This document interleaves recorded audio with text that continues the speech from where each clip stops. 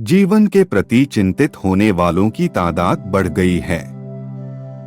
बात बात पर खुद को, भाग्य, समय, आसपास को कोसना और गुस्सा जाहिर करना प्रवृत्ति में शामिल हो गया है। हम शायद भूल जाते हैं कि इससे कितना नुकसान होता है। ऐसे लोग सबसे कटकर अकेले होते चले जाते हैं। ब्रिटिश दार्शनिक लेखक जेम्स एलेन ने सही कहा है, व्यक्ति सुबह से शाम तक काम करके इतना नहीं थकता है जितना क्रोध या चिंता से 1 घंटे में थक जाता है। यह कथन हमें भी अपने अनुभवों से ज्ञात है, लेकिन हम न केवल उसे अनदेखा कर देते हैं बल्कि अपनी इस आदत को सुधारने के लिए भी तैयार नहीं होते। यहीं से हमारे जीवन की निर्मलता निर्बल गाथा में बदलने लगती है। सही दिशा में सोचने की जो सुई दिमाग में घूमनी चाहिए वह गलत वक्त के साथ टैग हो जाती है। आप हमेशा अपने विचारों को देखें क्योंकि वे आपके शब्द बन जाते हैं। हमेशा अपने शब्दों से सावधान रहें क्योंकि वे कार्य बन जाते हैं, और हमेशा अपने कार्यों के प्रति चौकस रहते हैं क्योंकि वे आपकी आदत बन जाते हैं। हमेशा अपनी आदतों पर ध्यान केंद्रित करें क्योंकि वे आपका चरित्र बन जाती हैं, और हमेशा अपने चरित्र को देखें क्योंकि यह आपकी नियति बन जाती है। अंततः आपके विचार ही आपकी नियति बनाते हैं। एक व्यक्ति की सोच उसके दिल में होती है। व्यक्ति वास्तव में वही होता है जो वह अपने बारे में सोचता है। एक आदमी का चरित्र उसके सभी विचारों का योग है। सरल भाषा में कहा जाए तो पौधा बीज के बिना नहीं उग सकता है, उसी तरह मनुष्य का प्रत्येक कार्य विचारों के छिपे हुए बीजों से उत्पन्न होता है और उनके बिना प्रकट नहीं हो सकता है। कर्म विचारों का फूल है और सुख और दुख उसके फल हैं। इसलिए मनुष्य जो कुछ भी प्राप्त करता है, चाहे वह कड़वा हो या मीठा, वह उसके विचारों की ही देन है। विचार ही हमारा निर्माण करता है, मनुष्य का विचार उसे बनाता है।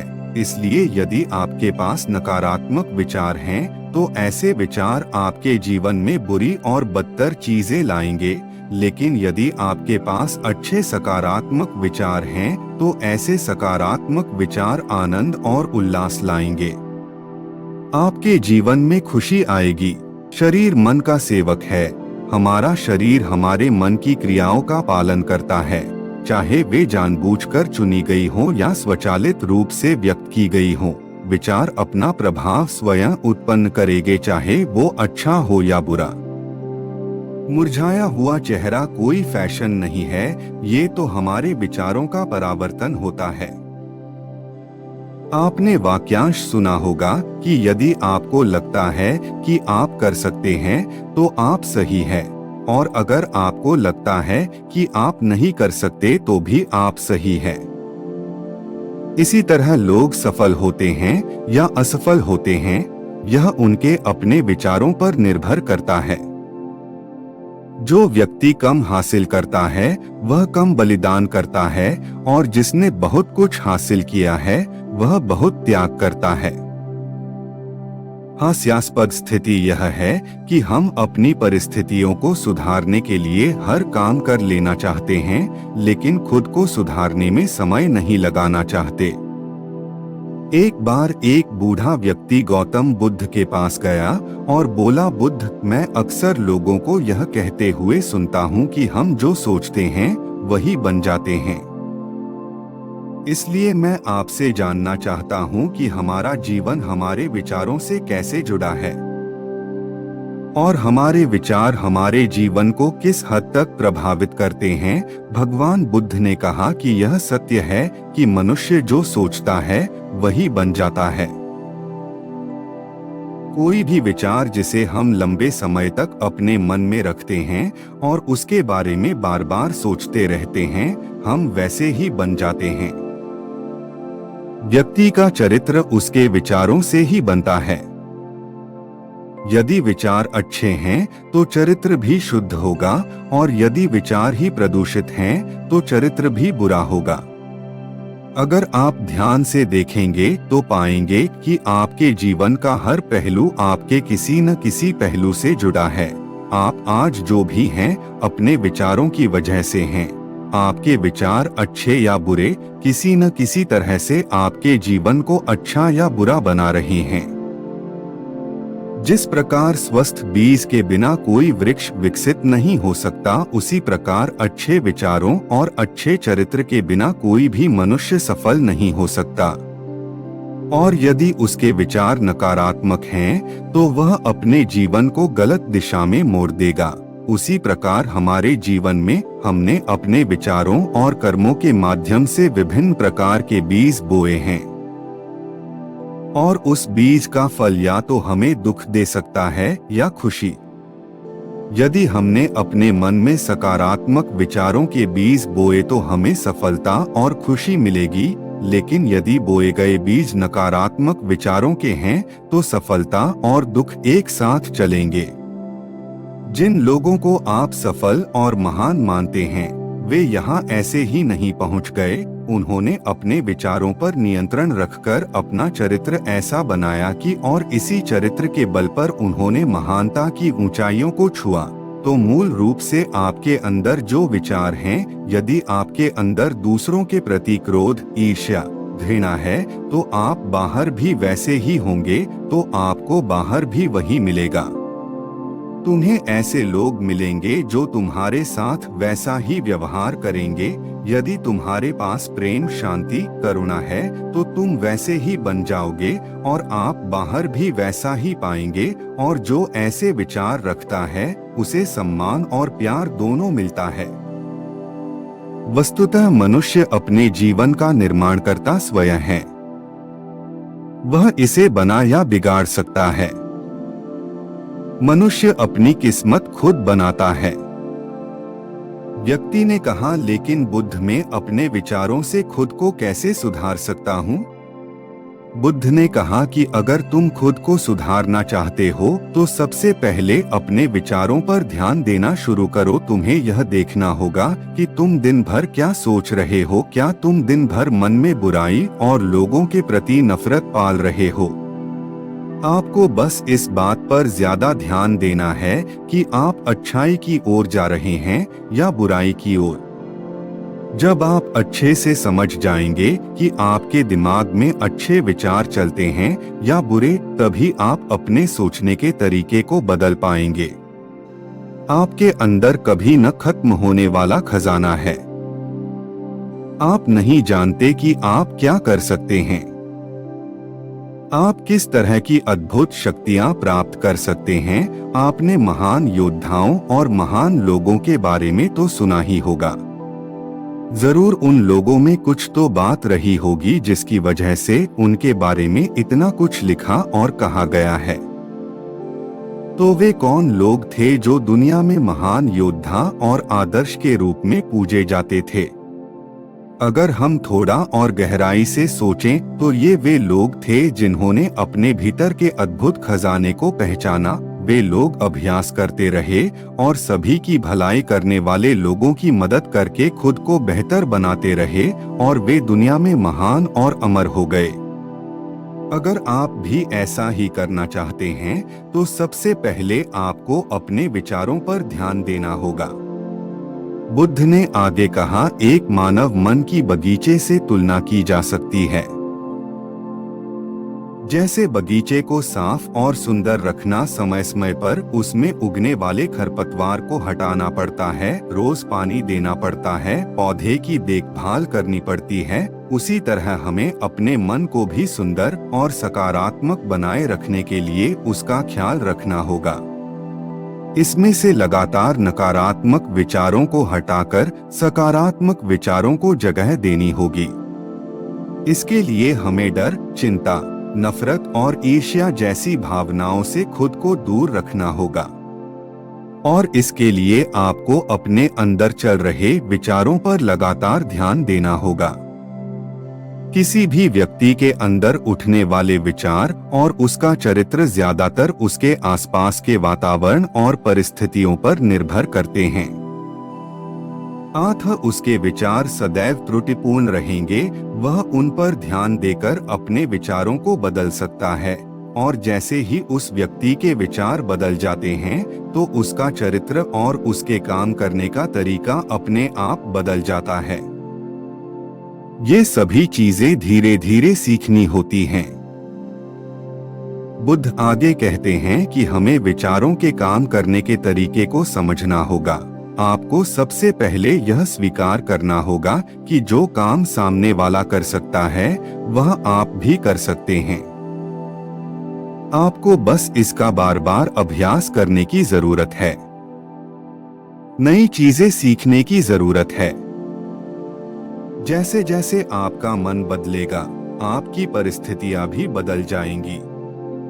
आप जो भी विचार बीज रूप में अपने मन में डालते जाएंगे, वह धीरे धीरे आपके चरित्र और आपके कार्यों में दिखना शुरू हो जाएगा, और एक बार वह विचार आपके अंदर जड़ें जमा लेगा तो आपको सफल होने से कोई नहीं रोक सकेगा। लेकिन अगर वह बीज या विचार नकारात्मक है तो आपको भी असफलता से कोई नहीं बचा सकता। इसलिए अपने विचारों के प्रति बहुत जागरूक रहने की जरूरत है। हमें वह नहीं मिलता जो हम चाहते हैं, बल्कि हमें वह मिलता है जो हम हैं। और हम अपने अपने विचारों का स्वरूप हैं। इसलिए इच्छा करना और उस इच्छा के बारे में अच्छा सोचते रहना और उसे पूरा करने का प्रयास करना दो बिल्कुल अलग चीजें हैं।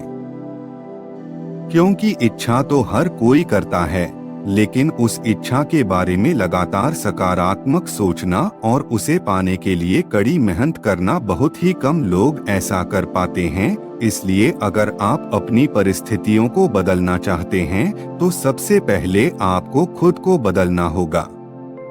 लेकिन ज्यादातर लोग अपनी परिस्थितियों को तो बदलना चाहते हैं, लेकिन अपने सोचने और काम करने के तरीके को नहीं बदलना चाहते। और अगर लोग ऐसे ही रहेंगे तो उनके हालात कभी नहीं बदलेंगे। उस व्यक्ति ने कहा कि बुद्ध, हमारे विचारों का हमारे शरीर पर क्या प्रभाव पड़ता है? बुद्ध ने कहा कि हमारा शरीर हमारे दिमाग का गुलाम है। हम जो भी सोचते हैं उसका पहला प्रभाव हमारे शरीर पर ही पड़ता है। आपने देखा होगा कि जो लोग बहुत अधिक चिंता करते हैं और डरते हैं वे जल्दी बीमार पड़ जाते हैं। साथ ही जो लोग दूसरों से ईर्ष्या करते हैं और हमेशा नकारात्मक सोचते हैं वे भी बहुत जल्द मानसिक और शारीरिक बीमारी का शिकार हो जाते हैं। और अगर आप ऐसा सोचते हैं तो आपके साथ भी ऐसा ही होगा। इसके विपरीत जो लोग हमेशा खुश रहते हैं वे दूसरों के बारे में अच्छा सोचते हैं, हमेशा स्वस्थ रहने के बारे में सोचते रहते हैं, तो सकारात्मक प्रभाव सबसे पहले उनके शरीर पर पड़ता है।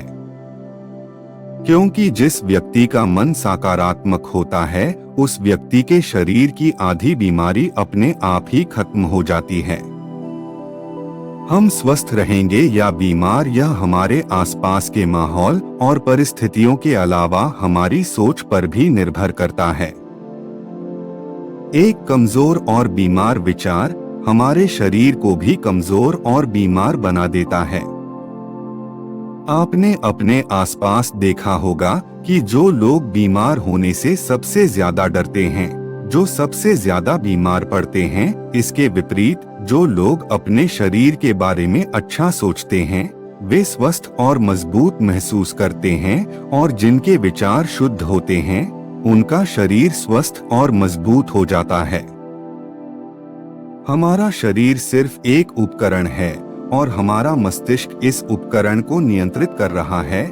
जैसे अच्छा भोजन हमारे शरीर के लिए जरूरी है, उसी तरह अच्छी सोच यह हमारे शरीर के लिए भी बहुत महत्वपूर्ण है। जैसे ही आपके विचार शुद्ध हो जाएंगे इसका सबसे पहला असर आपके शरीर पर दिखाई देगा।